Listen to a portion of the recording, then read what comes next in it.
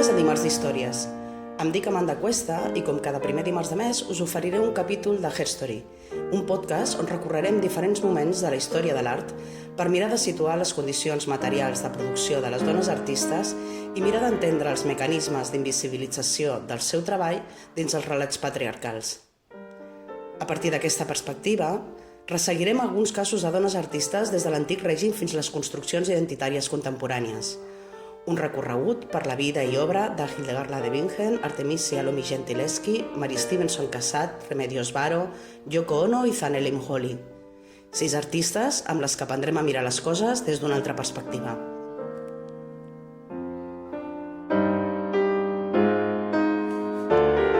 Al capítol anterior ens vam quedar al 1912, quan centenars de sufragistes es van citar a la zona comercial de Londres per fer saltar pels aires els aparadors de les botigues a cop de martell. Us vaig llegir algun fragment del llibre de Nacho Moreno, Ladronas Victorianes, un llibre que parla sobre l'inici del consumisme i de tot un nou paisatge urbà que serviria d'inspiració als surrealistes i d'altres moviments d'avantguarda. El maniquí, els rètols lluminosos, els aparadors, les tanques publicitàries i la velocitat. En aquest llibre també es parla de quin encaix tenen les dones en tota aquesta nova cosa, de les noves formes de sociabilització que es desenvolupen i les noves formes de transitar l'espai públic i de l'ansietat, una ansietat consumista encarnada en la figura de la cleptòmana, a qui els alienistes dedicaren força atenció, com una forma més de la histèria, que era la manera de referir-se a totes aquelles formes del malestar emocional propi de les dones, ja que es vinculava a afeccions originades a l'úter. Qualsevol dona que no guardés les estrictes normes de conducta de l'època podia ser assenyalada com a histèrica pel pensament benestant. Però de la mateixa manera, pel pensament crític, la histèria va començar a ser vista com una reacció lliure, expressiva i lúcida de l'opressió ben pensant, amb un gran potencial de transgressió.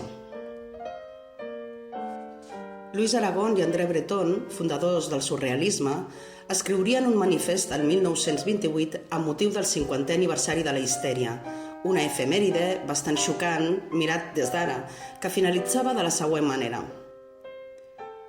Así pues, nosotros proponemos, en 1928, una definición nueva de la histeria.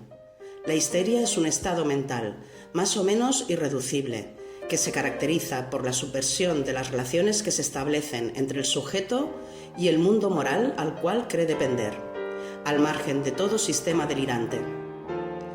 Este estado mental se funda en la necesidad de una seducción recíproca que explica los milagros apresuradamente aceptados de la sugestión o contrasugestión médica.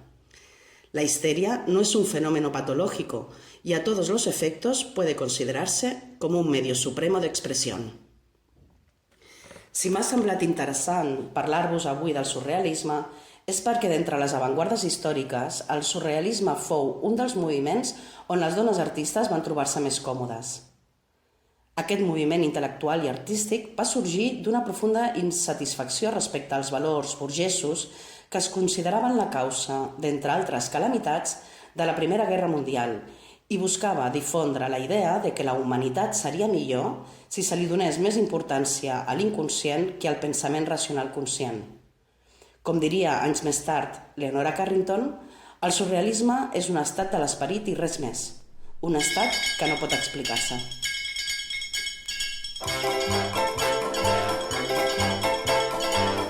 La vie ça se trouve dans l'amour ça se perd dans la vie ça se donne à l'amour ça se prend par envie, la vie ça rêve à l'amour s'éveille à la vie car... És clar que trobem a dones artistes a la resta de moviments d'avantguarda.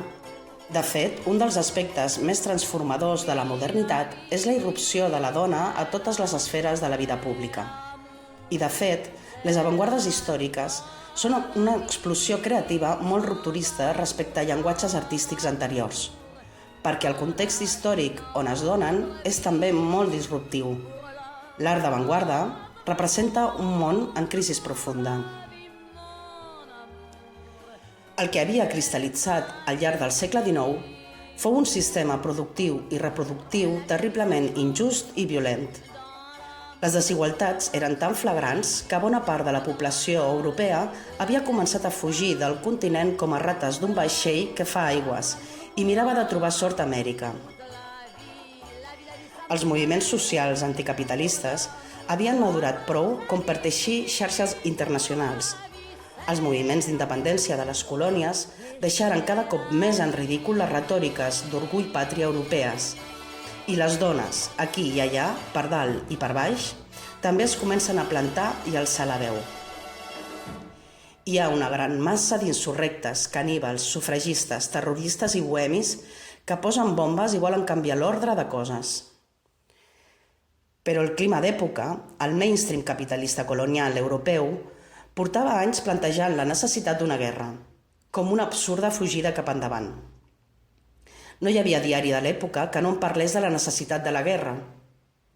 Inclús dins dels moviments obrers, on els discursos pacifistes eren potents, les retòriques bel·licistes ultranacionalistes van acabar triomfant, donant lloc a la Primera Guerra Mundial, on es calcula que entre 40 i 50 milions de persones van morir i que hi va haver el doble de ferits i mutilats.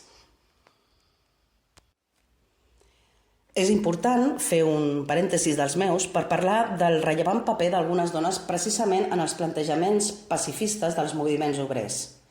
Per exemple, Rosa Luxemburg, juntament amb Clara Zetkin, van reunir un congrés de dones el 1911 contra la guerra i entre les seves propostes van incloure celebrar el 8 de març com a Dia Internacional de la Dona, com el símbol més vell de la vida, cosa que va tenir ressò a tots els grups feministes a est i oest i que encara avui tenim molt present.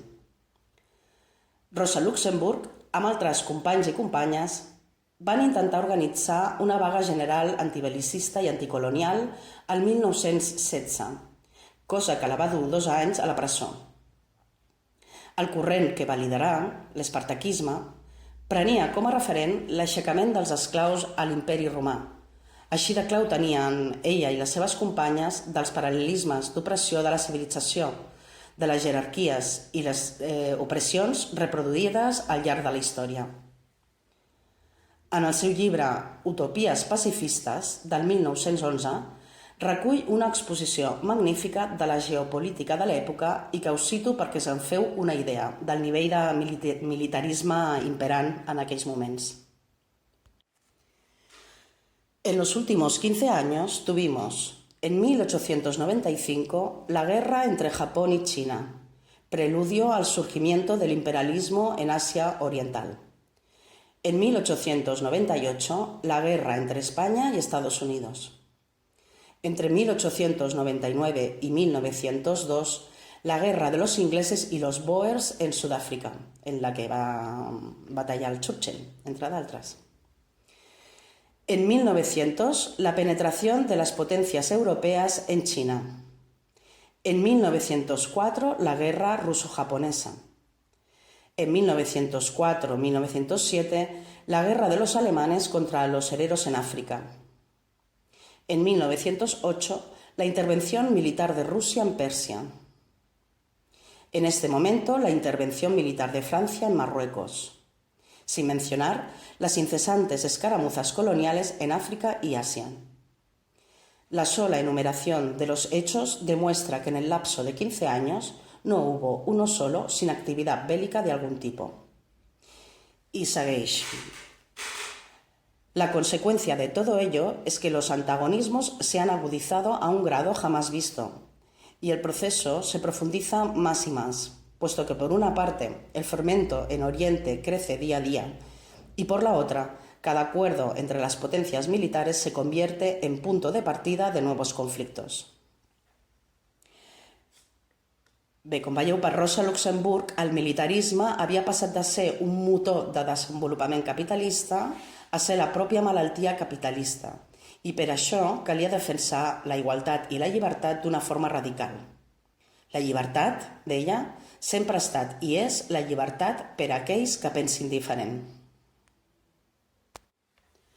Una altra gran referència del pacifisme fou l'Emma Goldman, gran referència revolucionària anarquista i referència feminista indiscutible.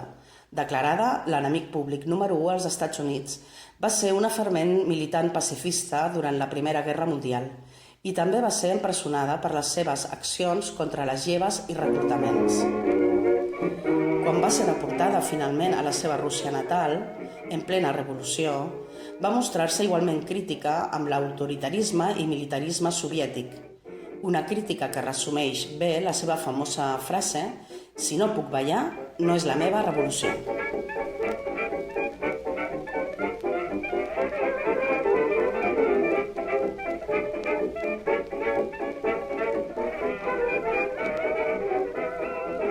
Però bé, tornant al fil de la nostra història de l'art, les contradiccions i violències, la desigualtat social, el militarisme, l'autoritarisme, el desastre bèl·lic que s'anunciava, aquest món en crisi del que us parlava afecta irremediablement la producció artística.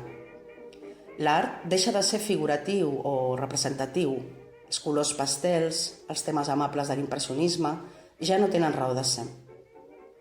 Es produeix una nova espiritualitat i l'estètica esdevé a vegades terrible i violenta, a vegades insondable. Vasily Kandinsky publica, també el 1911, de l'espiritualitat en l'art, un text fonamental per entendre el desconcert profund que subjau a la recerca estètica que està tenint lloc. Deixeu-me llegir-vos un fragment del text de Kandinsky. Nuestro espíritu, que después de una larga etapa materialista se halla aún en los inicios de su despertar, posee gérmenes de desesperación, carente de fe, falto de meta y de sentido. Pero aún no ha terminado completamente la pesadilla de las tendencias materialistas que hicieron de la vida en el mundo un penoso y absurdo juego. El espíritu, que empieza a despertar, se encuentra todavía bajo el influjo de esta pesadilla. Solo una débil luz aparece como un diminuto punto en un gran círculo negro.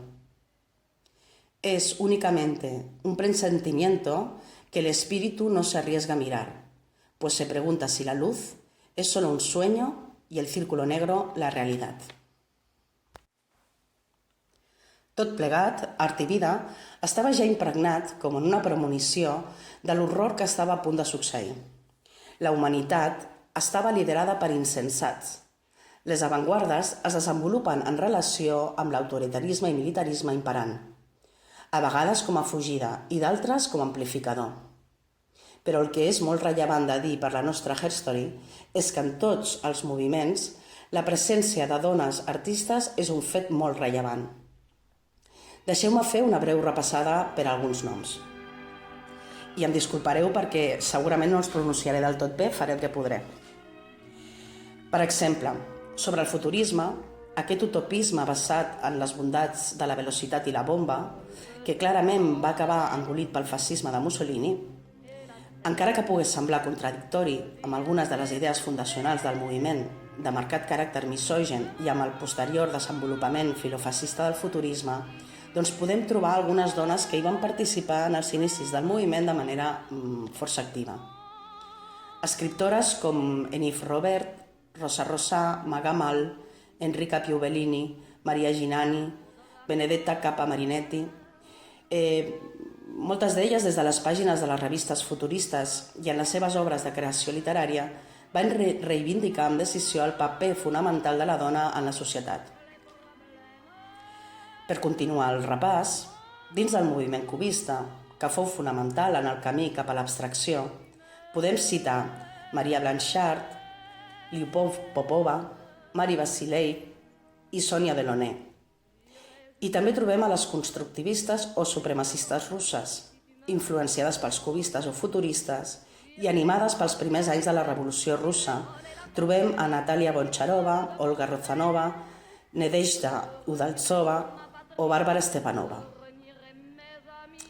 I també en altres territoris podem trobar, per exemple, les dones de la Bauhaus, Friedel Dicker, Alma Siedlov-Buscher, Margaret Heimann Marx Lobenstein, Marianne Brandt, Gunther Stoltz, Annie Albers, Ise Gropius, Lucia Moholi, entre d'altres. Que, per cert, us recomano molt el llibre Las mujeres de la Bauhaus, de lo bidimensional a l'espacio total, escrit per Josènia Servas i Eras, que el trobareu a baix referenciat, com sempre, en els enllaços d'aquest podcast. Només n'hem citat algunes poques artistes d'avantguarda de les que sabem massa poc encara avui, per variar. En molts casos, les trajectòries d'aquestes artistes són breus o interrompudes, per la guerra, per les obligacions familiars, per acabar dedicant-se moltes d'elles, de fet, a les arts aplicades amb força èxit. En altres casos, van quedar eclipsades pels marits o nòvios artistes, més famosos, més reconeguts sempre.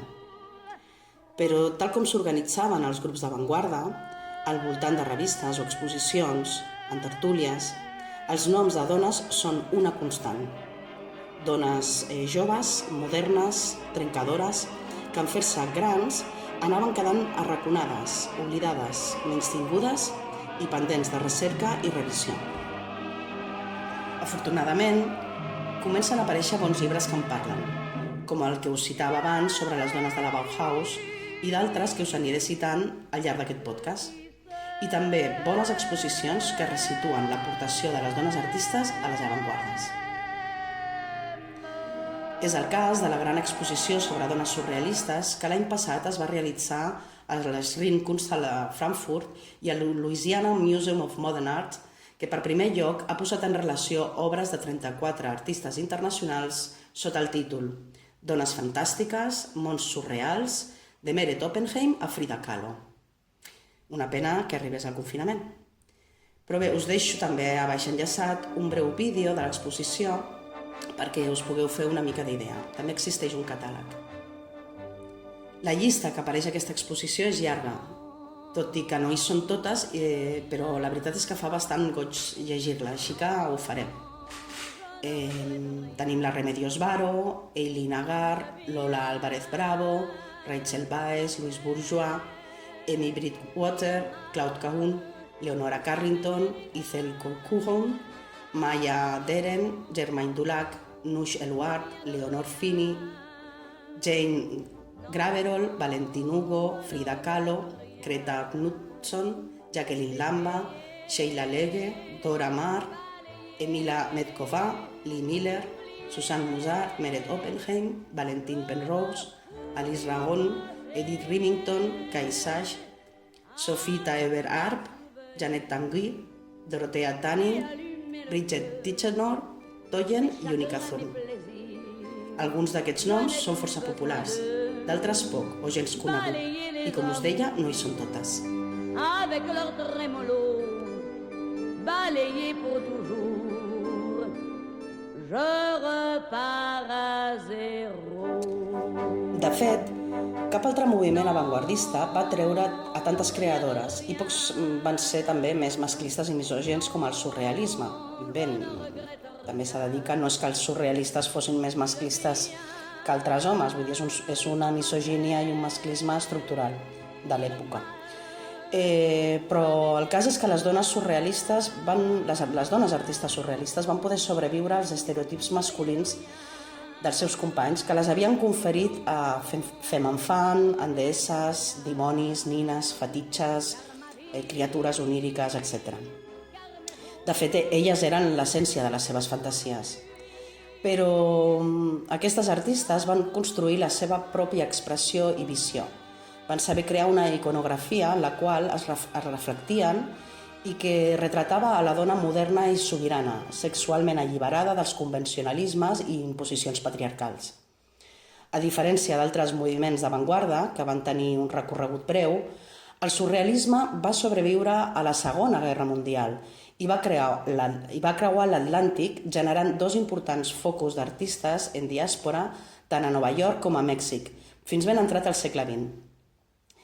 Cal destacar la relació del surrealisme amb el dadaisme, que n'és en part el germen, amb el qual compartia les mateixes qüestions, com l'absurd de la guerra, l'insubstancial de la moral i els valors burgesos, i l'interès per qüestions com la intuïció, la irracionalitat, el somni, l'absurd, l'atzar, la llibertat i la producció en col·lectiu i les primeres instal·lacions, com la realitzada pel grup principal l'any 1938 a la Galeria Brujars de París, qüestions que van definir bona part de l'escena artística contemporània posterior i de la que ens ocuparem al proper capítol.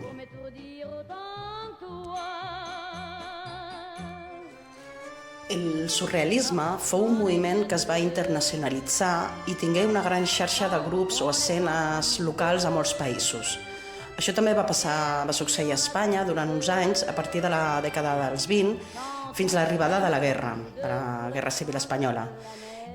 Va ser molt actiu un grup d'artistes i escriptors que es van donar cita al voltant de la residència d'estudiants i on, de fet, alguns personatges centrals, com Dalí, havien tingut un estret contacte amb el grup principal de París liderat per André Breton.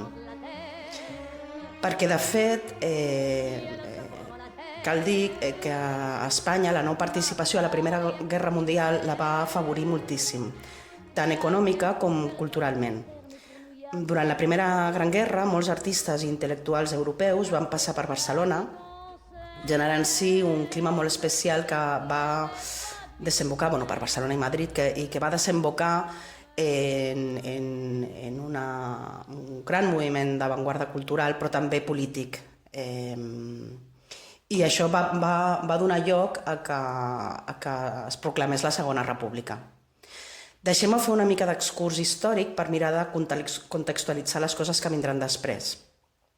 Com us deia, el 14 d'abril de 1931, després d'unes eleccions democràtiques i contra tot pronòstic, Espanya es declara la Segona República.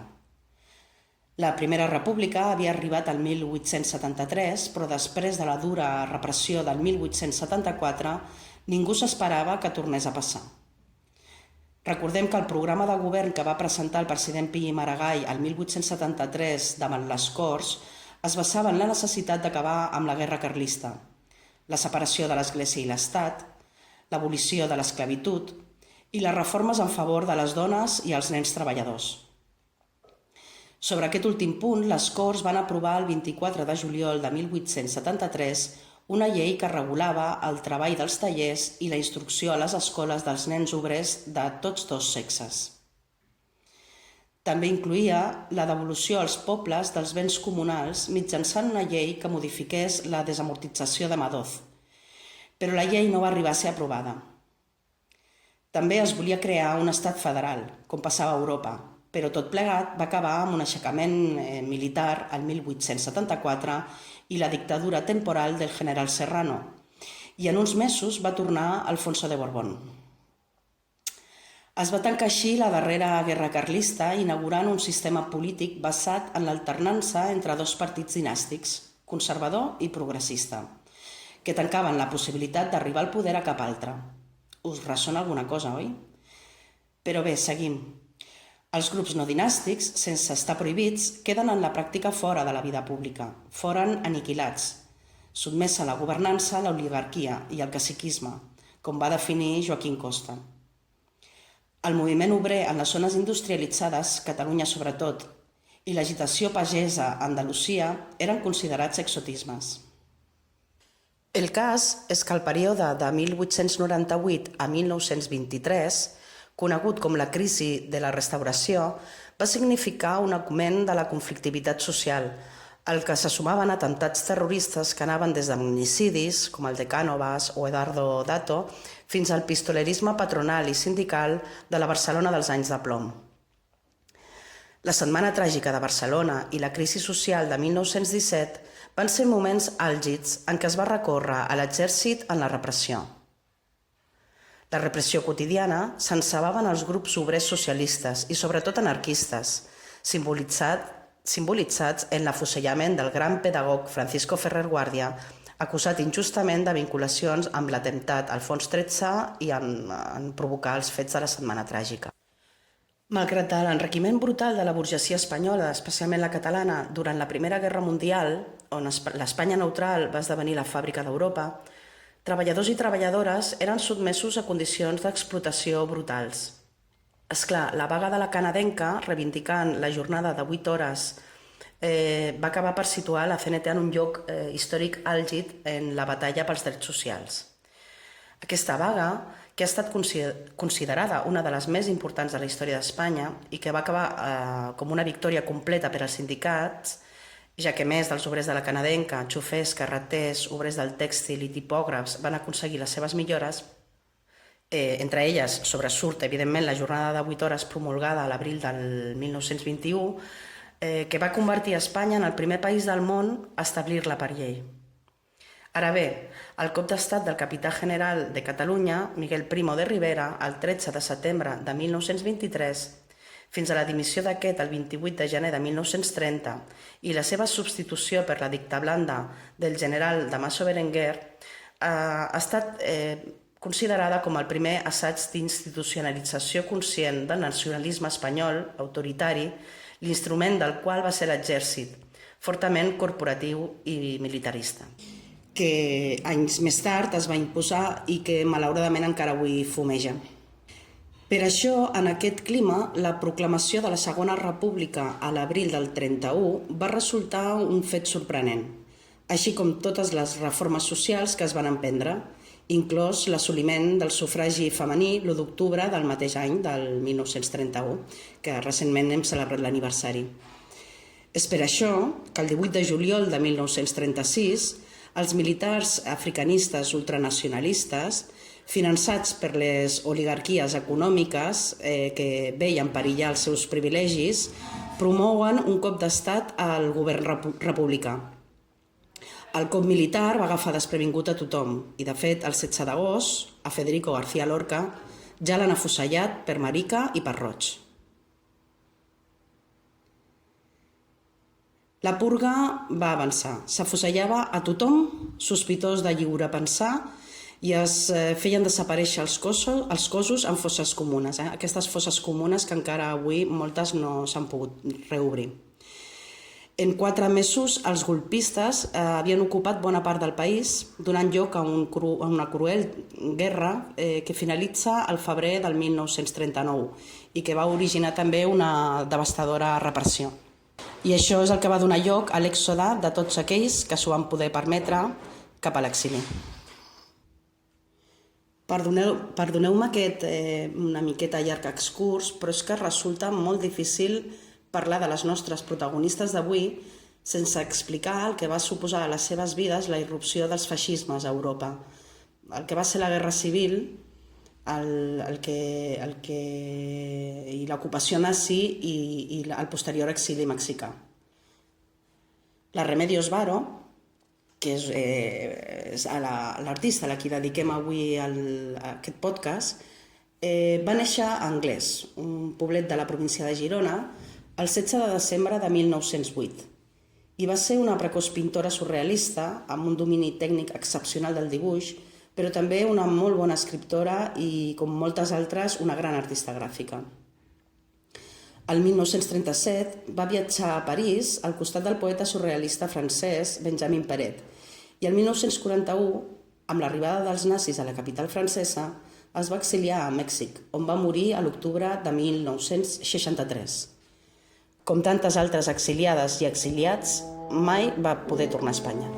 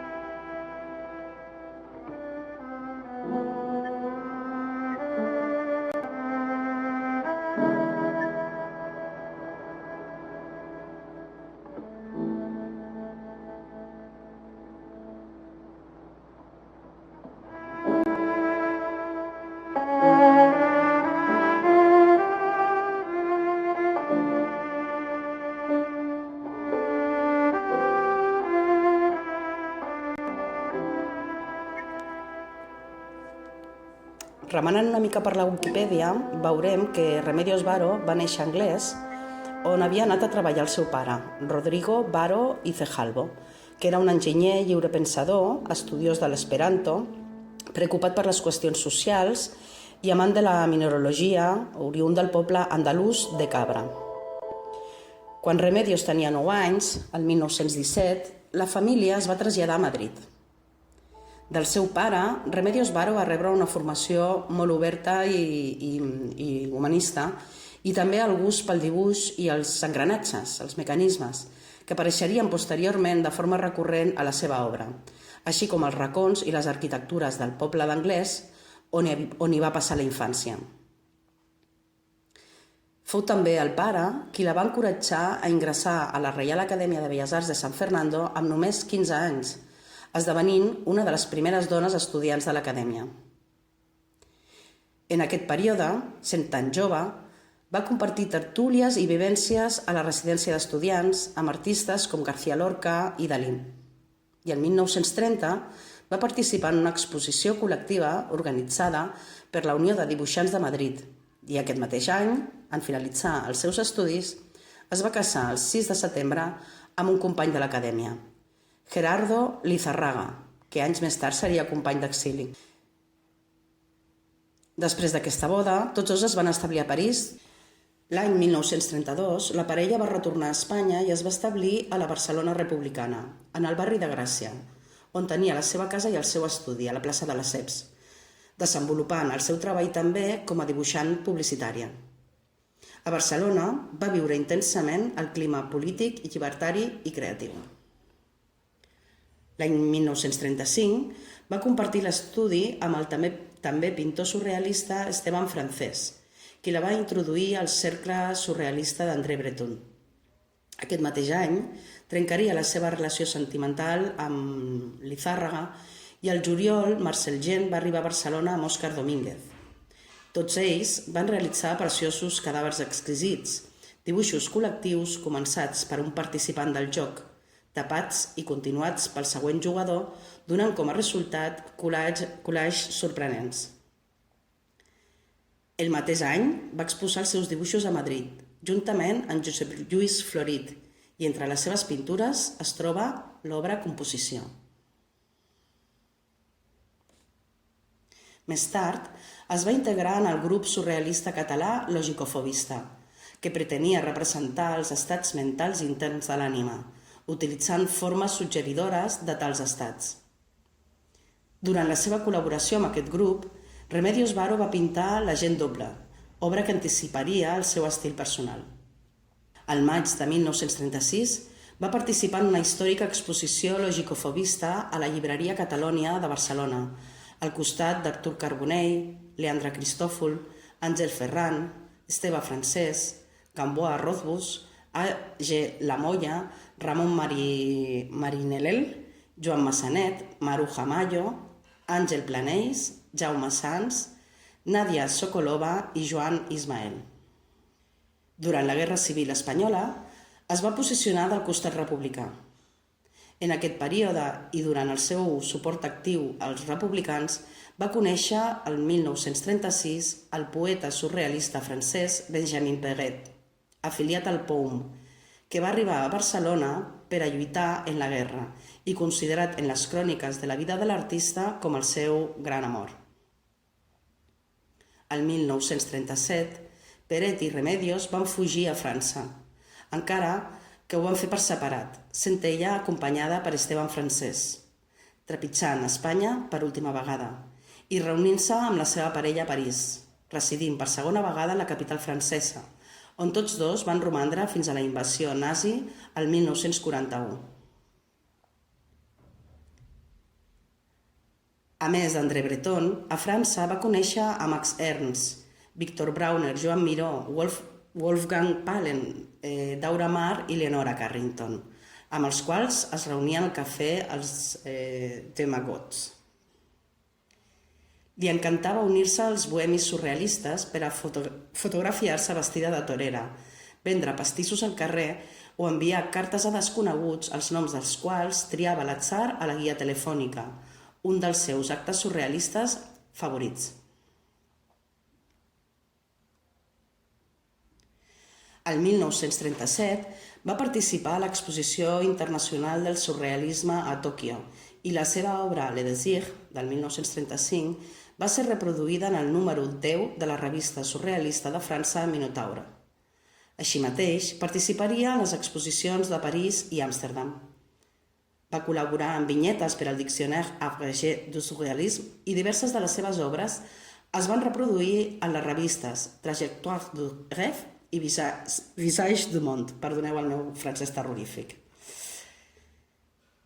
En aquell temps es mantenia fent tasques de locutora i traductora de conferències per a llatinoamericans. Després d'aquests anys brillants, participant activament del que podríem anomenar la festa creativa dels col·lectius surrealistes, tant a Madrid com a París com a Barcelona, comença el que podríem anomenar com a gran tragèdia generacional. Molts amics i coneguts desapareixen, són represaliats, engarjolats, o comencen a marxar.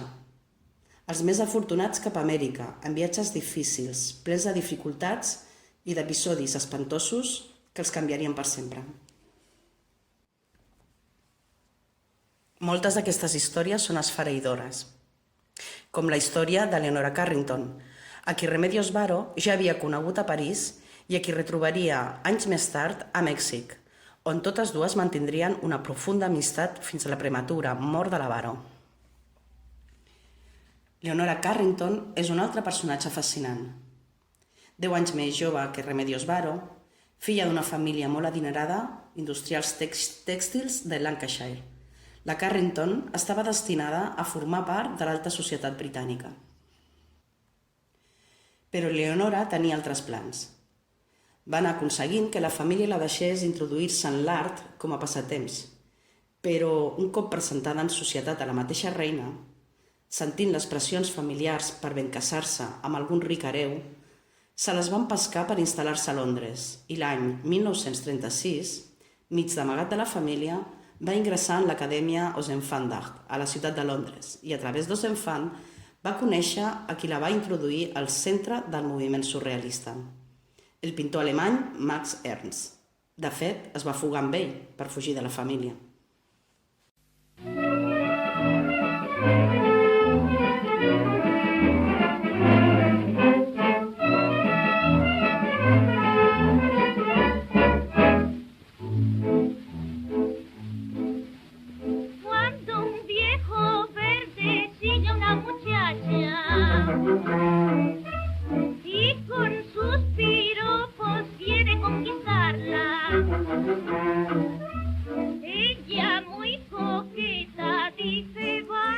Leonora Carrington tenia només 20 anys quan va conèixer a Max Ernst, a Londres. Llavors, el pintor ja comptava amb 47 anys i amb bastant fama com a surrealista. La gran diferència d'edat, cosa habitual entre les parelles dels surrealistes, el fet que Ernst, a més, estava casat, així com les seves posicions surrealistes i provocatives radicals, feien que aquesta relació no comptés amb el vistiplau del seu pare. Malgrat això, la parella es va retrobar a París. Durant la seva estada en aquesta ciutat, Leonora va entrar en contacte amb el moviment surrealista i va conviure amb personatges notables del moviment, com Joan Miró i André Breton, així com amb altres pintors que es reunien al voltant de la taula del cafè als Deus Magots, com us deia, com per exemple Pablo Picasso, Salvador Dalí o la mateixa Remedios Varo.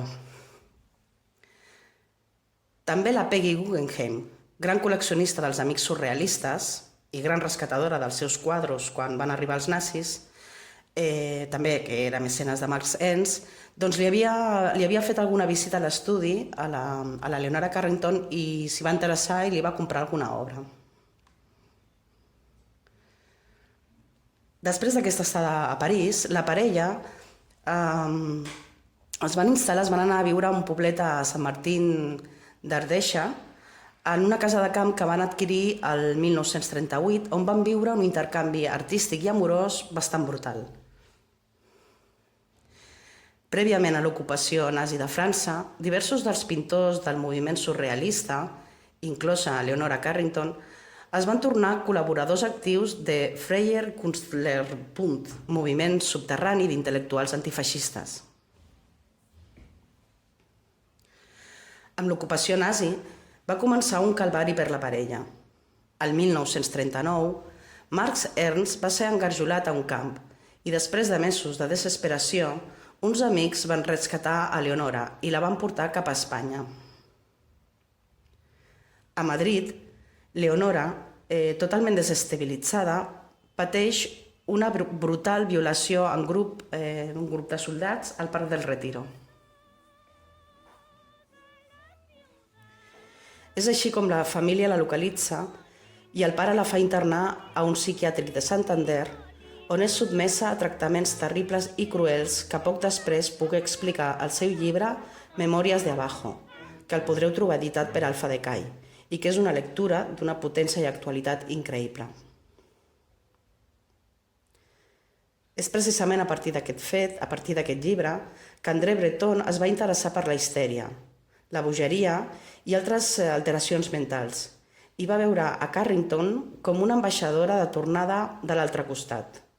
Una vident, la bruixa que tornava de l'inframón armada de poders visionaris.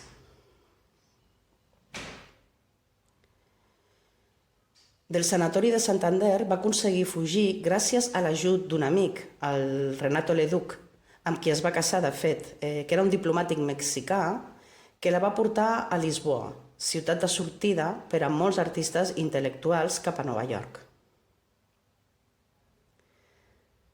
Passats uns anys en aquesta ciutat, a Nova York, participant de les activitats del grup de surrealistes exiliats allà, al voltant també de la figura de la Peggy Guggenheim, va anar cap a Mèxic, on va fundar la seva família amb el fotògraf húngar Emerico Weisz, conegut com a Chiqui, que va ser durant un temps la mà dreta de Robert Capa. Amb ell van tenir 2 fills, el Gabriel i el Pablo, i és a Mèxic on la pintora va establir llaços amb diversos dels seus col·legues i amics surrealistes en l'exili, els qui també es van trobar en aquest país, com el mateix André Breton, Benjamin Peret, Alice Raon, Wolfgang Palen, Bridget Pat, Tichenor i la pintora Remedios Varo, amb qui efectivament van mantenir l'amistat i intercanvi artístic més duradora de les seves vides. You must remember this. A kiss is still a kiss. A sigh is just a sigh. The fundamental things apply. Pel que fa a la fugida d'Europa de Remedios Varo, també el seu company Benjamin Peret va ser empresonat per negar-se a participar a la Segona Guerra Mundial mentre que les tropes nazis envaïen París. Remedios també va ser empresonada, encara que mai va voler parlar de l'assumpte. Finalment, va ser posada en llibertat i va marxar amb un grup d'amics a la França de Vichy, primer a Canet-Plage, per a més tard traslladar-se a Marsella, on convivien més artistes i intel·lectuals refugiats a la Villa Airbel, mentre esperaven un visat per a sortir del país. Gràcies a Varian Fry, pertanyent al Comitè de Salvament d'Urgència situat a Nova York i que facilitava la sortida d'artistes i intel·lectuals, a l'octubre de 1941 van aconseguir arribar fins a Casablanca, al Marroc. Apenes romandrien un mes al país magrebí, ja que el 20 de novembre de 1941 van partir cap a Mèxic a bord del Serpa Pinto, arribant al desembre, on gràcies a la política del president Lázaro Cárdenas d'acolliment de refugiats polítics van poder desenvolupar una activitat laboral. Always welcome lovers as time goes. El 1947 es va separar de Benjamin Peret, qui va retornar a París, encara que encara van mantenir el contacte amb el poeta, secundant-lo econòmicament i acompanyant-lo en el seu llit de mort el 1959. Gràcies als seus contactes anteriors i a les seves activitats a Mèxic, Remedios va partir aquest any a Venezuela, com a integrant d'una expedició científica de l'Institut Francès d'Amèrica Llatina, on va realitzar estudis microscòpics de mosquits com a part de la campanya de salubritat antipalúdica. on, a més, va poder retrobar-se amb la seva mare i el seu germà Rodrigo, que treballava com a metge al país. A Veneçuela, a més del seu treball d'il·lustradora entomològica, va poder continuar enviant cartells publicitaris per a Bayer, així com treballar en curts lapses per a l'Institut de Malariologia veneçolà. Perdoneu. L'any 1949 va tornar a Mèxic, on va continuar amb la seva tasca d'il·lustradora publicitària. El 1952 es va casar de nou, aquesta vegada amb el polític refugiat austríac Walter Gruen, devot de la seva obra, que la va convèncer perquè es dediqués exclusivament a la pintura i li va proporcionar l'estabilitat, i amb qui va romandre fins a la seva defunció. El 1955 va presentar al públic els seus treballs en una primera exposició col·lectiva a la Galeria Diana de la Ciutat de Mèxic, seguida l'any següent d'una exposició individual. Me invitó un amigo pintor, me dijo, esta noche hay fiesta en casa de Frida, ¿vamos? Y fui y vi el ambiente como era, mucha gente. Pasó la noche, cantamos, bailaron todo el mundo, entequilados todos.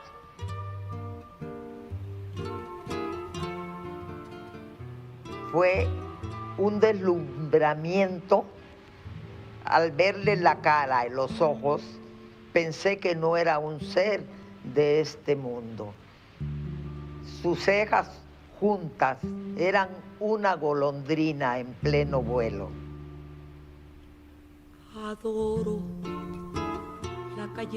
Durant la seva estada a Mèxic, va conèixer artistes com Frida Kahlo i Diego Rivera, però va establir nexes d'amistat més fortes amb altres intel·lectuals en l'exili, en particular amb la també pintora surrealista britànica Leonora Carrington. Com ja us vinc dient, la seva amistat serà fonamental per a ambdues, com deia, tant en l'obra pintada com a l'escrita. La mort prematura de Remedios Varo va ser en part el motiu d'una revalorització de la seva obra a Mèxic, on és avui dia totalment adorada i reconeguda. I va fer que generés cert interès també per la figura de Leonora Carrington, però, com sempre, la Leonora indomable va defugir l'atenció mediàtica per buscar el seu propi camí. Va abandonar la família a Mèxic, el marit i els 2 fills, que ja eren grans, i es va dedicar força anys a viatjar pels Estats Units, visquent precàriament per poder-se dedicar exclusivament a pintar i escriure, i mantenint sempre fortes relacions d'amistat i col·laboració artística amb altres dones artistes. Als anys 80, Leonora Carrington va començar a fondre escultures en bronze. Els seus temes es refereixen a les múltiples realitats que confronta la realitat de la bellesa, de l'ancianitat. D'altra banda, ella va tenir un genuí interès per l'alquímia i els contes de fades irlandesos, amb els quals va créixer, interès que es percep en la seva obra tant pictòrica com escultòrica. De tornada a Mèxic, on es va instal·lar de nou a la darrera etapa de la seva llarga vida, va ser guanyadora del Premi Nacional de Ciències i Arts en l'àrea de Belles Arts, atorgat pel govern de Mèxic el 2005. Al·lèrgica com poques a la fama mediàtica i als mitjans de comunicació, després de mesos de preparació, la periodista i neboda de Carrington, Joanna Moreha, va compilar durant anys de visites a la seva cèlebre parenta, sobre qui ningú de la seva família li havia parlat mai, en un llibre sorprenent tota la vivència de la sorprenent vida de la Leonora. Llibre que us deixo també a baix enllaçat i que porta per títol Leonora Carrington, una vida surrealista. Leonora es rebel·lava amb el fet que sempre se l'etiquetés de surrealista per haver estat la companya sentimental de Max Ernst i, defensora dels drets de la dona per sobre de tot, com va ser, va declarar coses del tipus: encara que m'agradaven les idees dels surrealistes, André Breton i els homes del grup eren molt masclistes. Només ens volien a nosaltres com a muses eixelebrades i sensuals, per a divertir-los, per a atendre'ls. Finalment, la Leonora Carrington va morir als 94 anys a la Ciutat de Mèxic, el 25 de maig del 2011. I amb aquestes dues vides creuades, d'aquestes dues artistes increïbles, us deixo per avui. Us animo a endinsar-vos a les seves obres, preciosistes i plenes de detalls, de records, de somnis i experiència, i de pura alquímia feminista. Us agraeixo a totes l'escolta i espero retrobar-vos ben aviat amb el proper capítol, dedicat a l'artista, música i filòsofa japonesa Yoko Ono. Capítol que dedicarem a tots aquells fans dels Beatles que no van entendre res.